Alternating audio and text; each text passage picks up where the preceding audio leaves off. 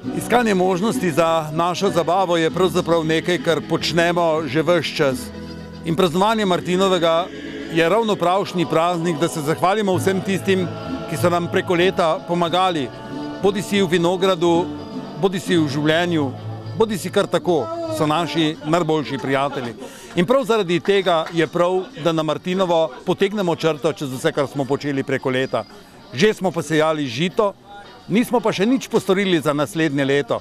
Mogoče bomo zaklali prašiča, mogoče bodo doma koline, pa vendarno življenje se bo nadaljevalo.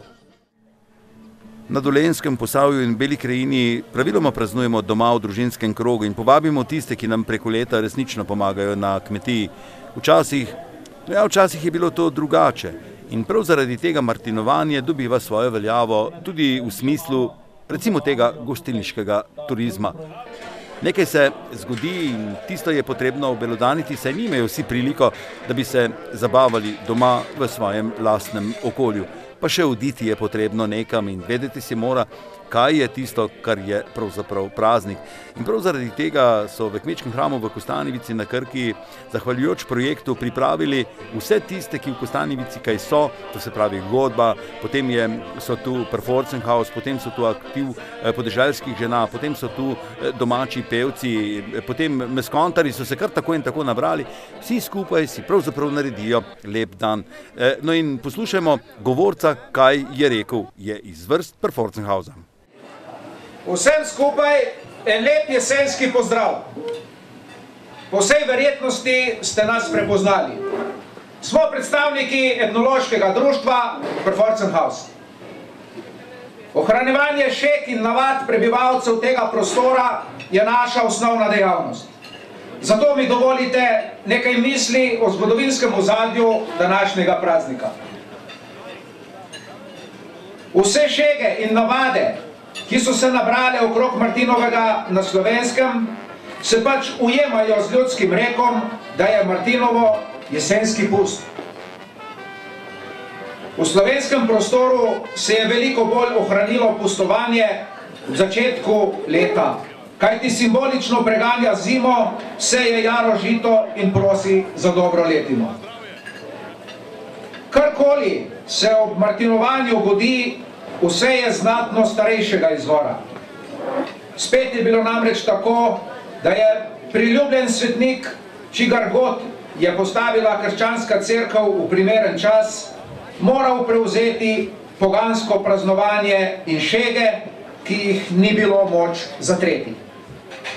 V novembru, ko so bila dela na poljih in vinogradih končana, so se namreč naši poganski predniki zahvaljevali bogovom za dobro letino in pašo. V tem času dozori tudi vino, vendar so ga šele mnogo kasneje začeli povezovati s svetim Martinom. Ja, praznovanje s prijatelji, pravzaprav zaradi tega, ker smo nekaj postorili v naših vinogradih, ali pa samo zato, da jih povabimo, da vemo, da so preko vsega leta vedno bili z nami. In če vse leto ni prilike, potem je prav, da jih povabimo takrat, o Martinovem. To je tisto. Takrat nekoč davno, kot pravijo, izročila so nagrajevali pastirje, mi pa nagrajujemo prijatelje. No in v Kostanjevici kot nalašč je pravzaprav šelmarija ena od glavnih prireditev znotraj samega praznovanja v Kostanjevici. Nekateri mi bodo zamerili, pa bodo rekli, da je veliko več kulturnega, ampak kaj je kultura? Najprej etnologija, postane potem kultura, načini, navade, šege, običaji. Vse to je tisto, kar pravzaprav da nek šarm. In zanimive so bile litanije. Nikoli se nismo z nikogar delali norce. Bilo pa je tako nekako v posmeh vsemu, nam, našemu delu in v veselje tisti dan. Danes je tukaj zbrala družba fina, Res je tako, da spije kak kozarček vina, res je tako, in tako počasti svetega Martina. res je tako.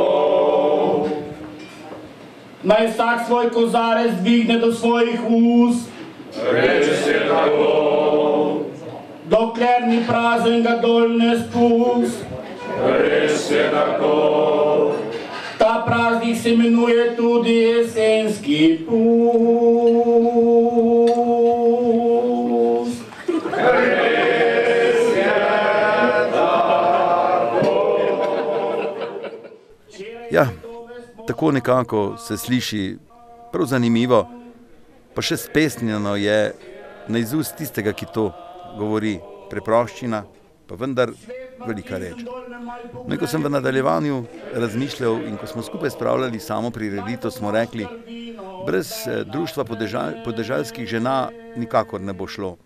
Veliko je verjetno zapletov in vsega tistega, kar botruje pravzaprav takemu prazniku, saj je bil v nedeljo 11. ob 11. takrat, ko je praznik doma, pa vendarno so si naše ženičke vzele čas in nam jo zapele. Ček bom kupil, bom trte sadil, prijatelje bom vabil, še sam ga bom pil, aljas pa navadico očetovo imam, da vince rad pijem vsak dan. Tam gori za hramom trsek stoji, je z grozdjem obložen, da komaj drži, aljas pa navadico očetovo imam, da vince rad pijem vsak dan. Ja, ubrano petje, en hribček bom kupil zagotovo, pa vendarno smo šli po Kanonika Prošta ali kakorkoli mu že rečete, kar v Novo mesto in prijatelj je pripravil vse potrebno za to, da tako izgleda, pa vendar ubere kakšno domačo, kakšno po svoje o svojih prijateljih, o tistem, kar smo postorili v tem letu. In kdor ima kakšno oferto ali ofiranje v mislih, lahko to prijavi in potem je malo smeha znotraj same družbe. Sicer pa, tako kot sem že rekel, doma v Kostanjevici je zagotovo tistih dovolj, ki to lahko takšno praznovanje speljejo povsem brez problema. Dolenjske Benetke, Kostanjevica na Krki je že nekoč gojila tradicijo igranja raznih iger in naj mi bo oproščeno. Kljub temu sem povabil svoje prijatelje. Takrat, ko je bilo težko, ko smo začenjali, so nam prišli pomagati fantje ali pa kompletna zasedba Dupljaka. To je nekaj iz Kostela, nekaj, kar je resnično lepo in kako ubrano se vse skupaj sliši. Z njimi bomo Kostanjevico zaključili.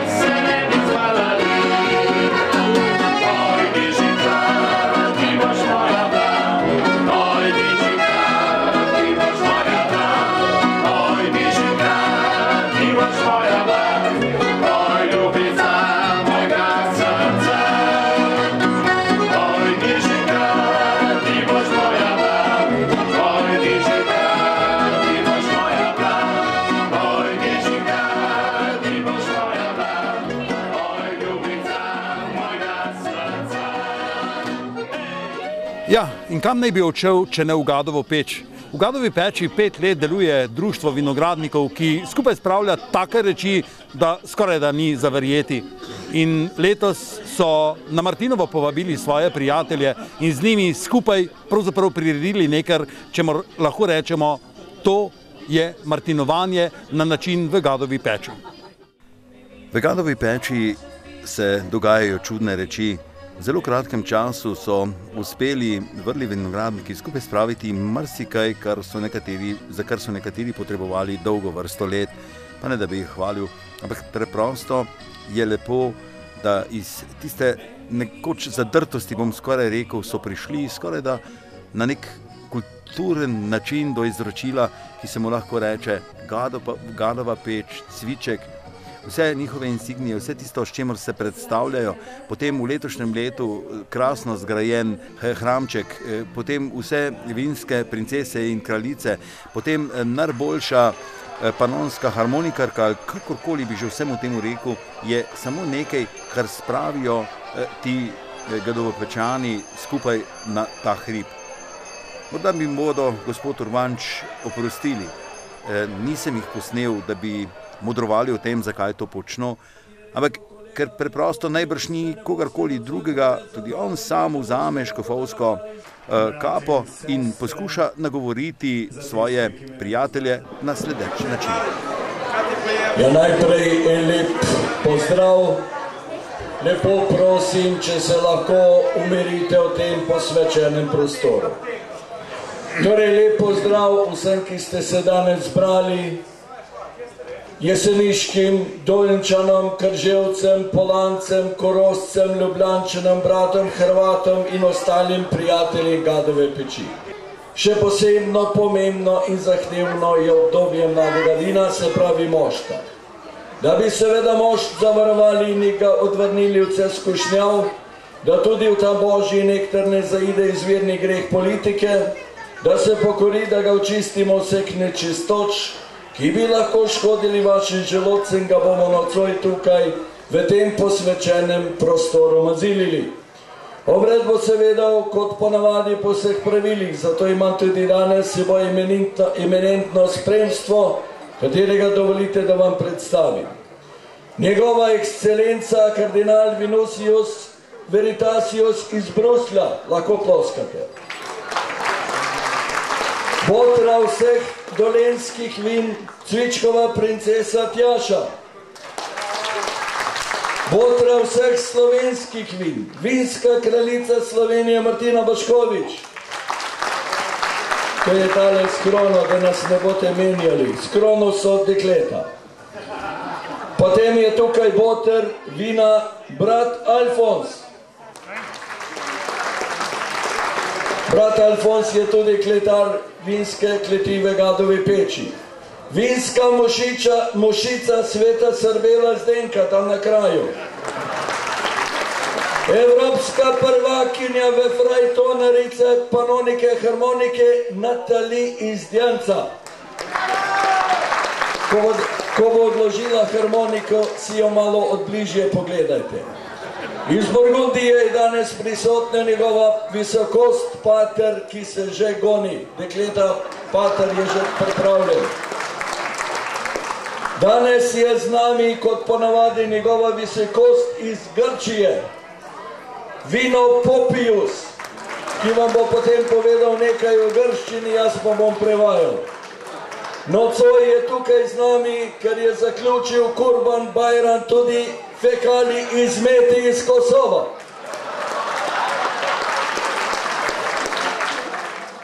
Ja, morda je kakšna čudna izrečena, pa vendarno so bili tudi prijatelji Ivana Urbanča, Urbanci, s katerimi dela na sami prireditvi.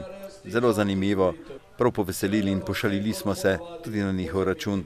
Vse skupaj pa je prežeto z neko, recimo temu, kmečko šegavostjo. Včasih gre to preko roba. To se ne bi smelo dogajati. Pa vendarno vse je namenjeno zabavi in takrat, ko se pesem zapoje, takrat, ko se vse skupaj dogaja, bi lahko rekel, je marsikaj dovoljeno. Veste, pa takrat, ko tako na izust pripoveduješ in modruješ skupaj, pa še mikrofon pred teboj se včasih utrga, tudi kakšna taka, ki ni najbolj primerna. In prav zaradi tega se mogoče celo opravičujem.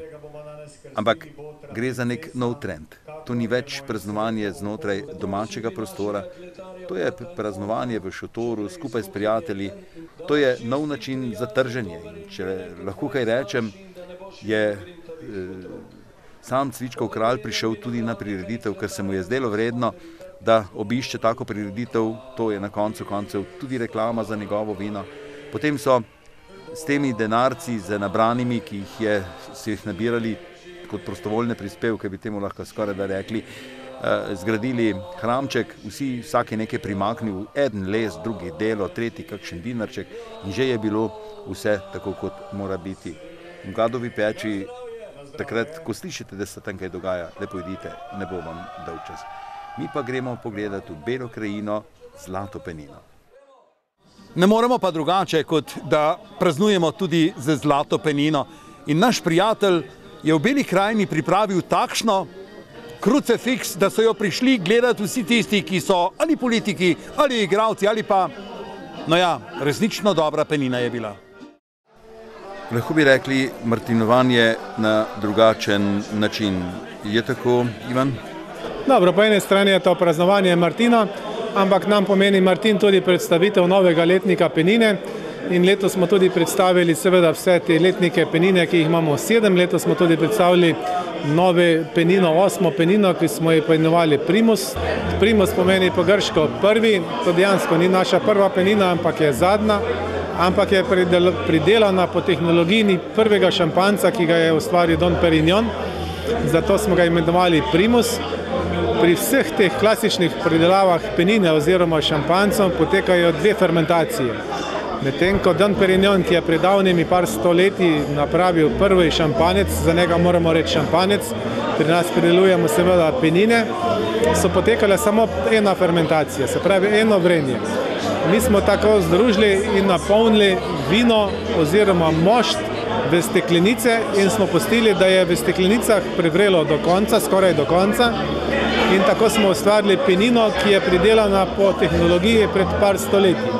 S tem smo dosegli, da je ta penina z manj alkohola, ima samo 9% alkohola, medtem ko z istega grozdja po tehnologiji, kot se sedaj prideluje penine oziroma šampanjci, dobiš alkohol 11 do 12% volumenskih procentov. Zdaj, ta tehnologija je v svetu zelo redka, tudi v Sloveniji, ne vem, nekoliko mogoče, katera je taka penina po tej tehnologiji pridelana. Kajti trend v zadnjem času je tudi zmanjševanje alkohola v vinu.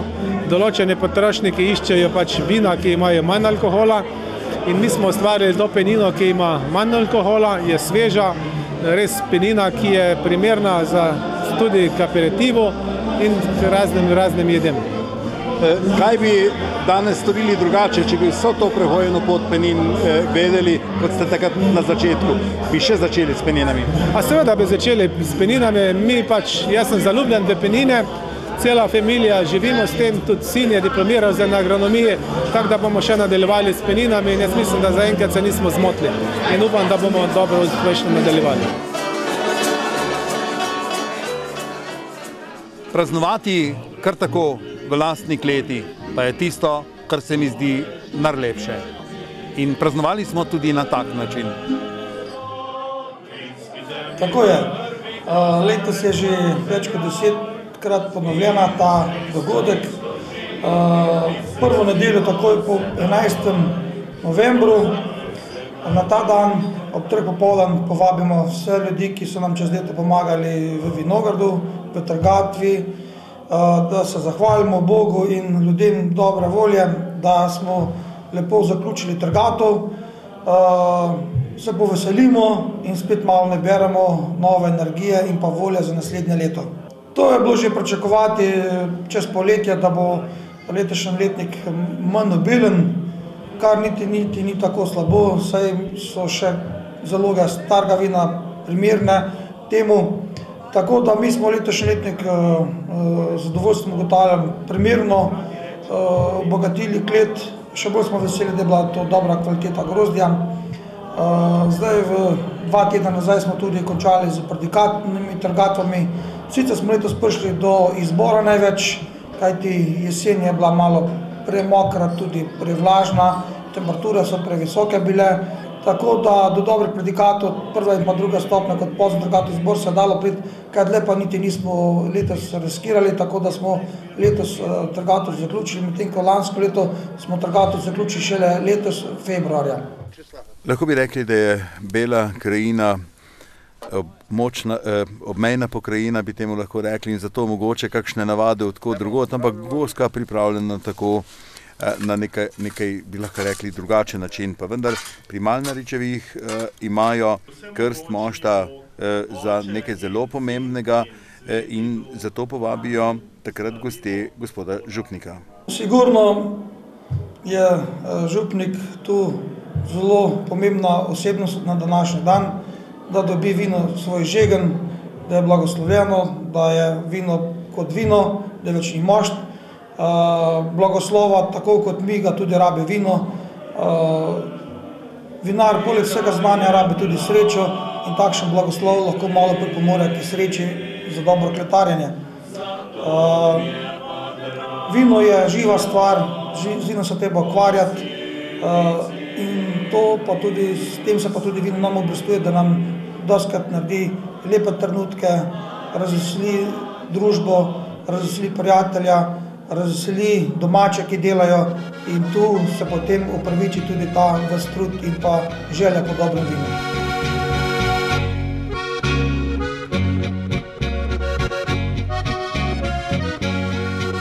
Ja, kot drugi trte sekajo, jih na kmetijski šoli zagotovo sadimo. Tako je bilo tudi takrat, ko smo uničili skoraj da vse, kar je bilo primernega za žganje kuha. In tudi tokrat smo skupaj spravili nov vinograd na Trški gori in pripravili vse za šolsko vinifikacijo. Prav zaradi tega je praznik, kot je Martinovo, še posebej primeren, da povemo o tej novosti. No in gospod direktor. Ja, v današnjem dnevu se lahko veselimo našega prvega vina iz novega vinograda. Stari vinograd je bil posajen leta 72-73 v prejšnjem stoletju. Še jaz sem sadil tiste trte, ko sem bil učenec te kmetijske šole Grm. No, potem smo pred 3 leti ta vinograd posekali, ker so bile trte že zelo razrečene in nasadili nov vinograd. In v letošnjem letu smo pobrali prvi pridelek grozdja in naredili okrog 6000 litrov vina na 3 hektarjih. No, lahko rečem, da je to neke vrste prelomnica, praznik naše šole, saj smo ob tem sajenju teh trt opremili tudi vinsko klet na Bajnofu z vrhunskim laboratorijem in seveda z vinifikacijskimi cisternami, kjer tako rekoč lahko vsak učenec doneguje svoje vino. To kasneje, ko bo vina več, bomo seveda tudi prakticirali. V letošnjem letu pa smo donegovali krasna vina z našimi vinarji. Gospod Tone Pezdirc je prišel za učitelja prakse, potem Franci Apsec, ki so skupaj z učenci, študenti donegovali Laški Rizling, belo vino, ki bo skupaj z vrst, ki je v smislu neke vrste osnove za bodočo penino, potem roze, ki bo tudi penina, roze penina, kjer je v osnovi žametna črnina, ter seveda cviček in modra frankinja, ki pa je že v novih barik sodih. Torej, v kleti se je začelo vinarstvo, včasih so rekli vinoreja, ko je šola nastala, tako rekoč z dobrimi strokovnjaki tudi naprej, z novim vinogradom, z novimi tehnologijami in upam, da bodo gostje na gostišču na trgu seveda okušali pri vsaki malici, kosilu tudi naše vino. In bistvo vsega je, da na nek način sporočimo to veselje, obenem pa, da sporočimo tudi mogoče način našega ravnanja, naj bo to v vinogradu, kasneje v kleti in seveda potem tukaj na gostišču na trgu, kjer gre tako rekoč iz vil do vilic vino in na nek način želimo dati sporočilo, da bi bil ta del v bodočnosti dober, da bi dal dovolj pouka našim dijakom, predvsem pa, da bi jim dal tudi ljubezen do tistih bregov, kjer drugo ne more rasti kot vinska trta. Še posebej pa sem seveda zainteresiran, da bi ustvarjali neko vrste fair verigo zaupanja vrednega kmeta, predelave in seveda tudi trgovca oziroma gostinca, kjer ne bo nekdo služil na drugi račun. Zato smo tudi tukaj na gostišču dodali k našim vinom maržo samo tisto, kar je v resnici potrebno. Recimo, pri cvičku smo dodali 3 evre k litru za postrežbo in je zato pri nas cviček samo 5 evrov. Pri vrhunskih vinih, pri peninah damo samo 4 evre, zato so pri nas vrhunska vina 10 evrov, maksimalno 11 in penine ravno tako. In seveda za predikate dodamo 5 evrov, kar pa pomeni, da je to neke vrste fair odnos. Včasih smo šli, ko smo prodajali vino, smo vprašali, koliko ima gostinc ceno v gostilni in polovična cena je bila pri kmetu, nabavna cena. To je seveda že dolgo časa ne, razen pri nekaterih izdelkih, kot je recimo Coca-Cola, pivo, kjer si gostinci ne upajo dati večjo maržo kot 70 do 100%. Seveda si pa upajo dati maržo k jabolčnemu soku 1000% ali pa pri vinih 500 do 1000% maržo. To ni dobro, za vinarstvo ni dobro, zato spodbujamo vse gostince in vse kmete, vse vinarje, da znajo ustvarjati neko vrste fair verigo. To učimo v naši šoli tako kmetice, kot seveda v predelavi živilce in seveda naše gostince, da bodo, ko bodo postali gostilničari, ko bodo postali šefi restauracij, znali spoštovati ta pravo mero in bodo pošteni v celi verigi. Je prav zaradi tega, da bi bilo vse tako, kot je prav, smo poiskali župnika, ki je blagoslovil vino v tem času in prav zaradi tega sodi tudi ta hram učenosti in ta zgodba te kmetijske šole v ta Martinov čas. No in prav je tako, saj je tudi blagoslov potreben takrat, ko se odločamo, da bo vse dobro v tem našem kmetijstvu. In ob koncu, konca ni, je začetek novega leta.